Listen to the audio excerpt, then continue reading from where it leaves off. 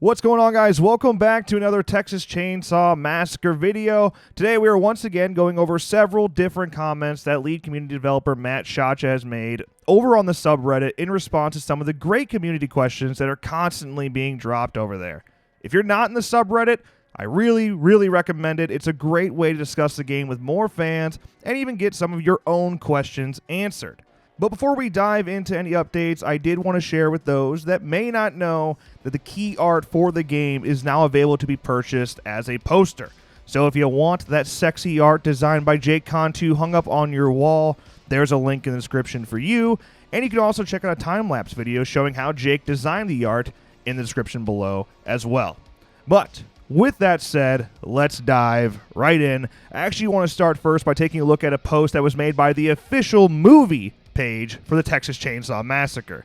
In support of the game announcement, they simply shared the trailer onto their page. However, there was one sentence in their post that stood out to me, and there it is. Have you guys heard what's coming in 2022? Now, this may be nothing, but this stands out to me since it's really the first time we've seen any mention or window of when this game is coming out. A lot of fans have been assuming that we've been looking at a 2023 release date, as F13 came out 16 months after their initial announcement. That said, F13 was a Kickstarter project that was at very early stages when it was announced, while Texas Chainsaw Massacre has already been in development for several years and is certainly very far along in the development process. Also, it's important to note, we don't exactly know who runs the social media for the Texas Chainsaw Massacre movie page, so perhaps they don't have any legitimate details when it comes to the game. I just thought it was interesting that the official IP page said 2022, and it does give a ray of hope that we may actually be playing as our beloved Slaughter family this year. With that out of the way, on to the subreddit, starting first with the big one: will there be single player? While the Texas Chainsaw Massacre is a multiplayer-focused title, this is great feedback to hear. I do want to emphasize that we are currently focused on multiplayer and will release with a multiplayer-only format. But it's good to hear the interest in other modes, etc. As I've said before, nothing is impossible in the long term, so keep the feedback coming. So maybe not the response you wanted to hear, but at least there is hope that we will see some sort of single-player mode in the future. I for one would be happy just to see something similar to single-player challenges in Friday the 13th. A mode that allows us to play out scenes from the original film, or even the sequels, would be just enough nostalgia to satisfy my single-player needs. I just hope we get something similar to that down the road. So how about the killer's weapons? Will each killer be able to use different weapons rather than just their primary weapon? No, the killers will have their primary weapons direct from canon, either in the original film or as written for the new characters. That being said, there is way more to each killer and their unique design that we will be revealing in the future, because after all, the killer is more than just their weapon of choice. So no, you will not be able to change weapons. If you're playing as Leatherface, you'll be limited to only using the chainsaw. But it does seem like there will be a lot more that comes into play when killing survivors. Perhaps Matt is referring to something similar to F13 when it comes to grab and environmental kills. Leatherface is certainly known for using his environment as a weapon, so it wouldn't come as a surprise if this is a pivotal part of the game. Another huge question I've seen come up many times: will there be crossplay? Can Xbox, PlayStation, and PC gamers all play together? Matt said, feedback heard loud and clear. I'll pass it along to the team, though I can say we are definitely interested in crossplay. Whether or not that appears at launch or post-launch or what have you, it's something the team is considering. Based on Matt's response, I'd say the chances are pretty high for crossplay. We already know dedicated servers will be available at launch, so that certainly leaves the door open for crossplay. It's truly the future of gaming, and since TCM is exclusive to next-gen consoles and PC, I'd say Gun and Sumo certainly want to make that happen. While we may not see it at launch, hopefully we see it in the future nonetheless. So how about a virtual cabin? Will the Texas Chainsaw Massacre be incorporating something similar to the virtual cabin that we saw in Friday the 13th? While we do have some really excellent things in the works for players to get some more deep dive type info on aspects of the Texas Chainsaw Massacre, we are not currently planning a version of virtual cabin style feature. We also have a ton of things coming in the pre-launch window for fans of the franchise. More on that later. So for me, this is a little disappointing, as a virtual cabin is certainly one of my favorite parts of Friday the 13th, the game. It allowed fans of the movies to simply geek out and let out all of their nostalgia and nerd knowledge. It was a blast solving all those puzzles and Easter eggs alongside the community. Even if TCM doesn't have a virtual cabin experience, I really hope we see something similar to it. I mean, one thing I know for sure, the folks at Gun are true horror fans and love the Texas Chainsaw Massacre, so I have zero doubt that we'll see a ton of Easter eggs and feel nostalgia nonstop while playing, even if there isn't a mode specifically devoted to said Easter eggs. Now, moving on to the next question, or I suppose feedback, which comes from user Augustus Films on the subreddit, where they said, while I'm excited for 3 different playable killers, I must say I sure do hope they are more differentiated and unique this time. One of the main reasons I feel F-13 couldn't peak as strong as it could have was because of the DLC, mainly pertaining to that of the new Jasons. The reason I paraphrase new is because these were practically reskins if we're being honest. Yes, some had a stronger shift, longer stalk, quicker morph, etc., but tweaking the only 4 abilities of Jason to differentiate them isn't enough. I'm sorry, but no. While I say this, I hope I'm not coming off as rude in any way. I loved F-13 with my heart, but I just don't want to see the same mistakes made on this game. And of course, Matt Schacha responded to this and said, while we have confirmed the 3 killers in the key art, we have original characters also to reveal yet. These original characters have been crafted with help and input from the original screenwriter Kim Henkel himself. That being said, there is no chance players will not feel the differences between playing as Leatherface, for example, and the Cook or Hitchhiker. There is a lot more to gameplay for us to reveal still, and with that, it will become clear on how important the different killer roles are. A great response here from Matt. When it comes to Friday the 13th, it's really difficult to take what is the same character, change how they look, and have very noticeable differences in their gameplay. In F-13, they relied on different stats to make each Jason feel different. Within the Texas Chainsaw Massacre franchise, they really have a lot more flexibility when creating killers and their playstyles. They are not just limited to making a ton of different Leatherfaces, for example.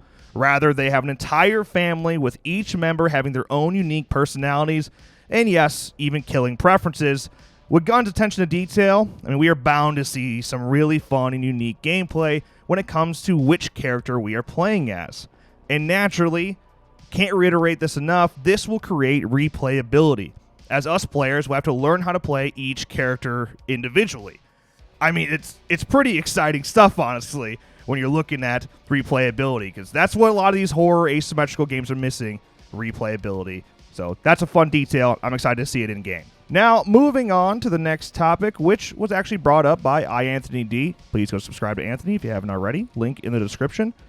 And he stated, here's an idea I had for the lobby screen while waiting on new players to join / selecting your characters. The lobby screen would be the dinner table. You could use the camera to pan around to each chair sitting at the table. This would show the survivors that each player has picked, taped up to the chair, bloody and in pain. Above the head of the survivors, you would see the username. If the chair is empty, you are waiting for a player to join the lobby. In the background, you would see Leatherface standing. Here you can see what Leatherface has been chosen, what cosmetic he is wearing, maybe what chainsaw he picked too. The rest of the family could be at the table as well, but laughing and teasing the survivors. Hope you all had a wonderful holiday weekend. Cheers to some more TCM news in our future. Hey, thanks Anthony. You too, buddy. In all seriousness, I appreciate Anthony posting this because I've had a really similar image in my head when it comes to the lobby screen, or perhaps like the final screen we see once a game ends. You know, we as survivors sitting at the table with the killers being tormented and mocked, just like we see in the original movie with Sally. But let's go ahead and take a look at Matt's response to this. That is an awesome idea. I'm confident we have a great amount of identity in our layout and design, and there are plenty of areas for the game to feel inside the universe of the Texas Chainsaw Massacre. That being said, our metagame and build structure is something we needed to focus on for the lobby waiting screens. While I cannot go too far into detail here just yet, we wanted to focus those moments on the elements of setting up your team for success in-game, as well as any potential unlocks players might have available to them. I truly believe players are going to be pleasantly surprised by how much build strategy and team composition matter to the Texas Chainsaw Massacre, and having immediate access to those things in lobby is important. Okay, so this is a really fun response that we can start theorizing over as we do. Metagame is obviously a huge part of these asymmetrical horror games. With Dead by Daylight, you have your blood web and using add-ons, perks, offerings, etc. to increase your chance of success in-game, while in F-13 you rely on your stats and your perk rolls. Knowing that TCM is going to have a unique metagame that will differentiate how every player sets themselves up to succeed is exciting in and of itself, as well as having consistent unlockables that will be important in between each game you play. Also, knowing just how important that's going to be when it comes to succeeding is great. In F13, while perks help, you can certainly be just as successful without them. Working as a team and building your characters appropriately seems to be essential in succeeding within the Texas Chainsaw Massacre. Now, I know this stuff seems fairly obvious that's going to be part of the game, but honestly, it's discussions like this that make me the most excited when leading up to a release. How will the main menu look? How do we unlock new perks, clothing, weapons, etc.? How will the pre-game lobby work? It's the little details that get me excited, and I appreciate Matt touching on that just a little bit here to get the conversation started. Moving on to the next question, how about quitting players? Will there be punishments for players that are consistently quitting and ruining other players' experiences? Sorry to say, but I cannot confirm anything on this right now, but I can say this is a topic we are extremely aware of. Having been the lead community developer for Friday the 13th, the game, for the last 3 years means I know what the community experience has been in terms of players quitting, players teaming, etc. I bring that experience with me to all of our internal discussions on the topic, and the team is incredibly receptive to that info, both at Gun and Sumo Digital. This is definitely a big issue with F13, and Gun attempted to fix these types of issues a while back with the salt mines. While that didn't really work out, I'm glad that Gun and Sumo are still very much aware of those issues and will be looking at ways to ensure they don't affect gameplay as much this time around. I know for me, I really like to see an in-game reporting system that allows us to report players for cheating, teaming, etc. With something like JasonKillsBugs.com, I think a lot of players either, one, just didn't want to go through the hassle of getting a clip recorded and submitting your proof through a website on your computer just to report bugs and players, or two, they just didn't know JasonKillsBugs.com existed, which, it led to a lot of issues just being missed entirely. So having something in-game that allows us to address those issues would be really great as a player, and I think would help in the developmental progress as well. And now, last but not least, will there be a physical edition of the game available right at release? Too early to say definitively, but that's always the goal. You always aim to have it released clean with all SKUs, versions, etc. at the same time. Distribution and such can get tricky and things happen, but yeah, you always aim for the same release for all. Similar to F13, I intend on scooping every version of the game that drops, and I'd love to have a physical edition of the game sitting cozy with the rest of my collection. But hey, with that is all I have for you today. If you enjoyed, make sure you drop a like and leave a comment below sharing all your thoughts on all the information that was dropped in this video. And of course, if you want to keep updated on all future TCM news, please subscribe and turn notifications on so you don't miss any future videos. And of course, as always, thank you guys so much for watching, and I'll see you in the next one.